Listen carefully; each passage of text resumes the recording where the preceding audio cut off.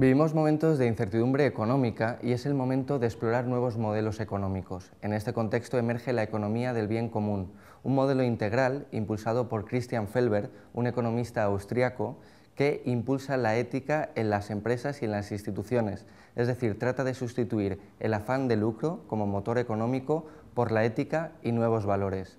Muy buenos días, Christian. Muy buenos días, ¿qué tal? Nuestro sistema económico está colapsando por culpa de la codicia. ¿Hay alguna manera de aplacar la codicia del ser humano?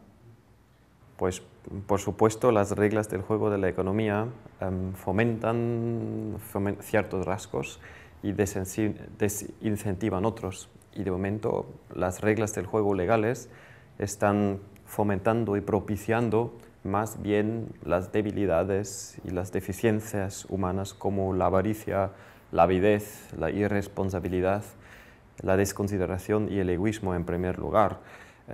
Pero podríamos reescribir las reglas del juego de la economía para que se fomenten otros rasgos, otras características, las virtudes del ser humano, y esta es exactamente la propuesta, que las reglas del juego de la economía fomenten desde la honestidad, la confianza, la empatía, la solidaridad y el compartir.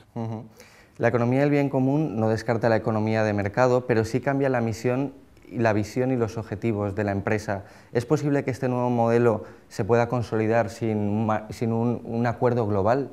Por supuesto, siempre ha habido diversidad dentro de la economía global y pueden coexistir modelos distintos.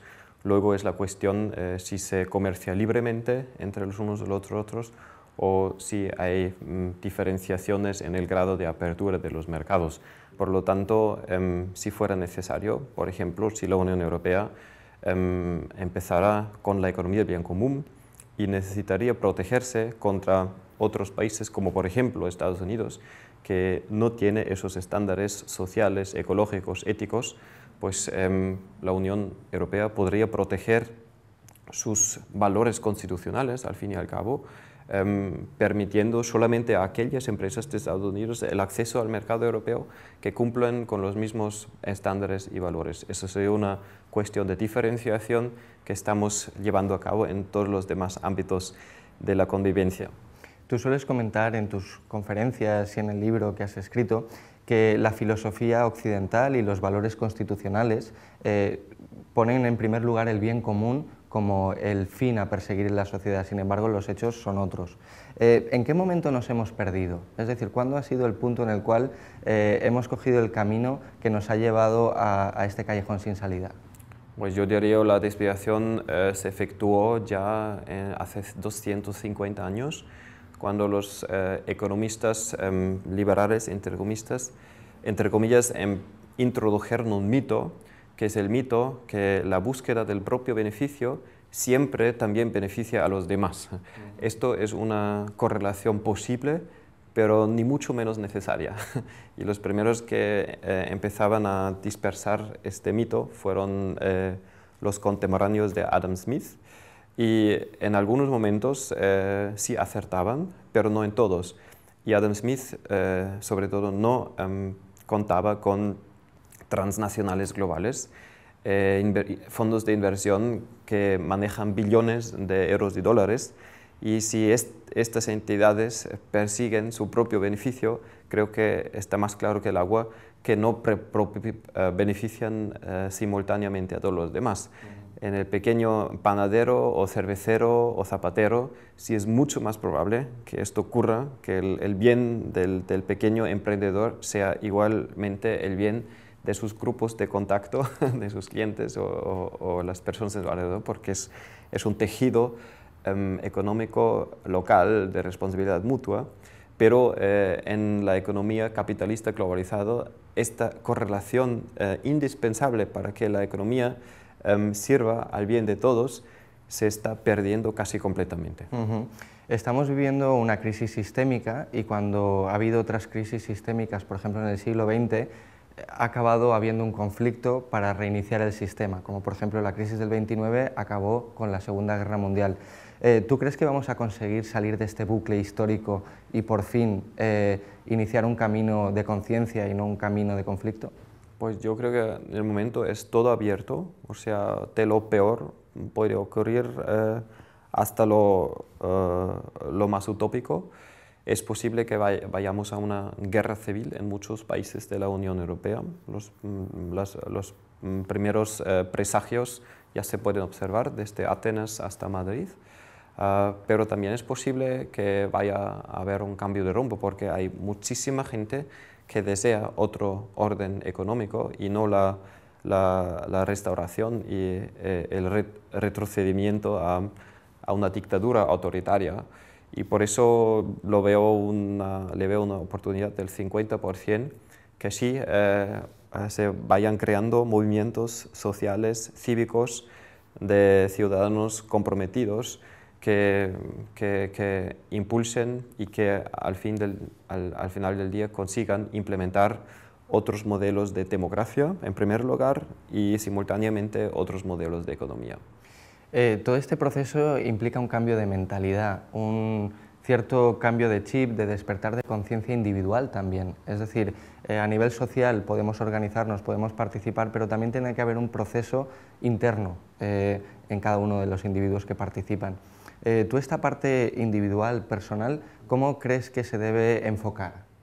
Pues creo que ya se está enfocando desde la Ilustración, porque ahí fue cuando empezaron a contarnos de que somos libres y autónomos y autores de nuestras vidas. Y desde entonces estamos aprendiendo a asumir responsabilidad por nuestras propias vidas individuales, pero igualmente por la convivencia colectiva, que son las dos vertientes de la libertad. Hasta ahora pues el efecto de la Ilustración ha sido moderado y ahora con la crisis vamos a experimentar un nuevo empuje hacia esa dirección. En cuanto a lo que deseamos, en cuanto a los sueños y las utopías, yo creo que ya tenemos una aplastante mayoría y sabemos bastante bien lo que queremos. Lo que falta aún es la añoranza de la libertad, en el sentido de que la gente se siente responsable de que es ella quien necesita impulsar estos cambios y que no es el gobierno, no es el parlamento, no son los movimientos sociales, sino es ella misma. Esto sí está muy deficiente todavía, pero mirando atrás era todavía mucho más deficiente hace 200 años. O sea, para mí esto es un proceso largo de despertar y de asumir al 100% la responsabilidad para nuestras vidas, que no solamente afecta nuestro estilo de vida individual, sino sobre todo las reglas que rigen la convivencia, y eso para mí es el corazón de la democracia. En España en este momento se está hablando de que es necesaria una segunda transición, incluso se empieza a hablar de que es necesario un nuevo contrato social. ¿Tú cómo crees que tiene que ser el contrato social del siglo XXI? Pues el contrato social del siglo XXI debería basarse en una ola de constituciones democráticas. ¿Qué quiere decir eso? Que las reglas del juego para la misma democracia siempre tienen que ser escritas por la instancia más alta y no por los representantes. Quiere decir, la Constitución siempre tiene que ser elaborada, escrita y adoptada por el pueblo y no por los gobiernos o los parlamentos u otra instancia. Y yo creo que es el próximo paso que tenemos que hacer en el desarrollo evolutivo de largo plazo de la democracia.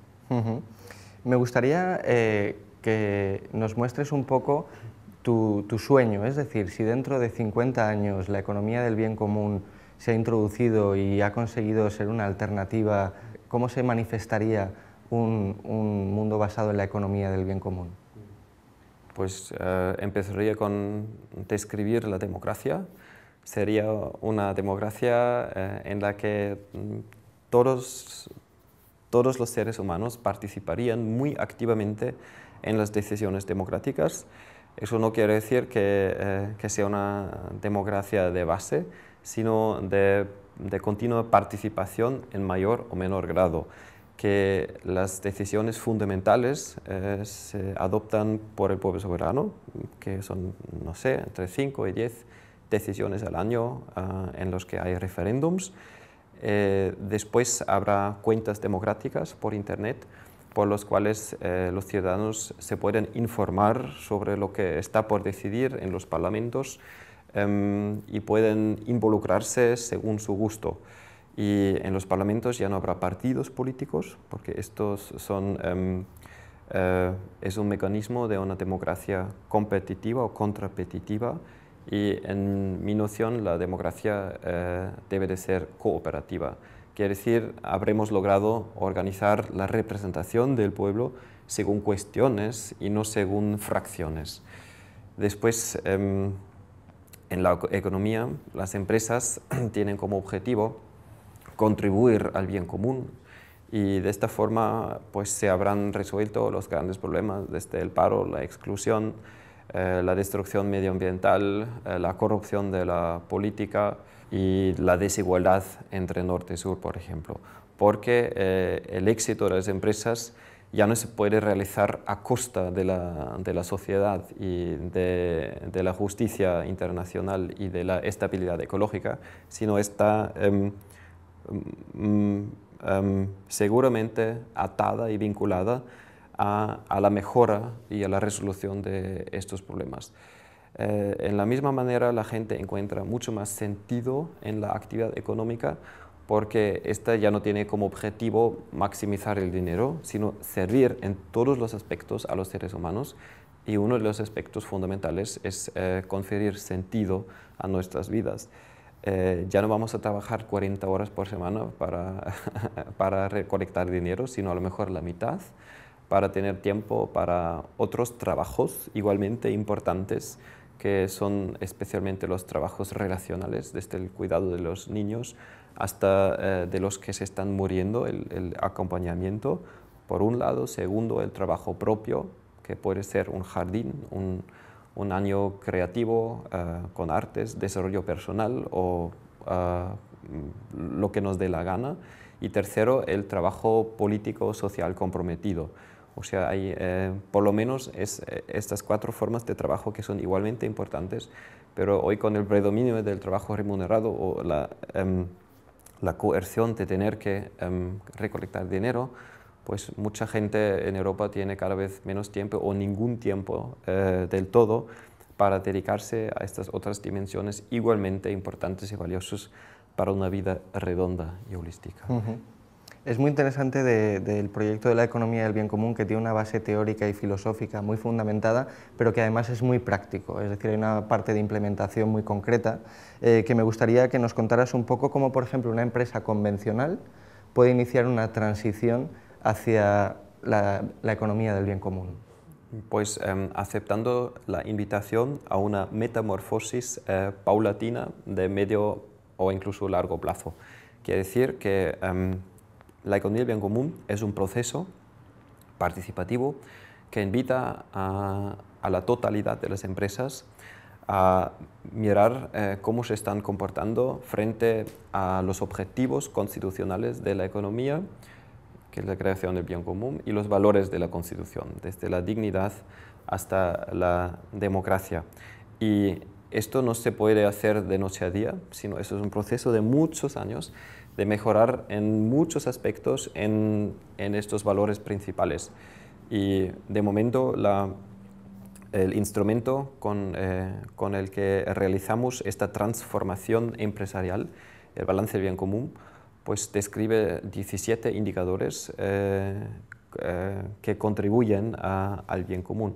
Y una empresa puede en el primer año mirar dónde está, es el estado actual de las cosas, y luego de año en año aspirar a mejorar en los aspectos medioambientales, codeterminación democrática, la calidad del trabajo, la honestidad frente a los clientes, la transparencia frente al lugar donde está y muchos otros aspectos. Hay tanto que hacer y muchas empresas nos han retroalimentado que para ellos y ellas el instrumento del balance del bien común es un instrumento de desarrollo organizacional, porque toman conciencia de prácticamente la totalidad de las actividades que están realizando, y eso es, si quiere, un proceso de despertar cómo me puedo colocar de la forma más atenta, cuidadosa, responsable y considerado en el entorno en el que actuó. Para terminar, Cristian, me gustaría si nos puedes hablar de algún ejemplo, de un referente, de un caso de éxito que ya haya conseguido llegar a cotas de éxito en la economía del bien común. Pues uno de los ejemplos que más me gusta es un ejemplo muy sencillo, pero muy realista, porque muestra dónde estamos hoy.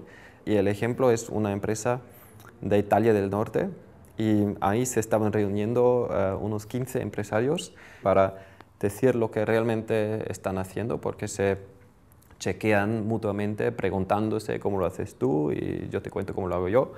Y en un indicador que es la venta ética de los productos y servicios, pues un señor contaba, le tocaba a él, contaba, pues yo, venta ética, yo vendo mucho, yo sé vender muy bien, me doy todos los puntos. Y los demás le preguntaron, oye, tío, ¿estás seguro de que vender mucho es el criterio para venta ética? Y así empezó una discusión, un debate, y al final de ese debate, pues el señor prometió cambiar la estrategia de sus ventas, y desde el inicio del año que viene va a vender solamente aquellos productos a sus clientes que estos realmente necesitan. Y es averiguar qué es lo que realmente necesitan. Lo demás ya no querrá vender. Esto para mí es una pequeña revolución. Muy bien, muchísimas gracias, Cristian. Has hablado de filosofía, has hablado de economía y nos queda pendiente vernos otro día para hablar de baile, que sé que también eres bailarín sí. Y seguro que será muy interesante también. Seguro, sí. Gracias. ¿Quieres que haga un pino?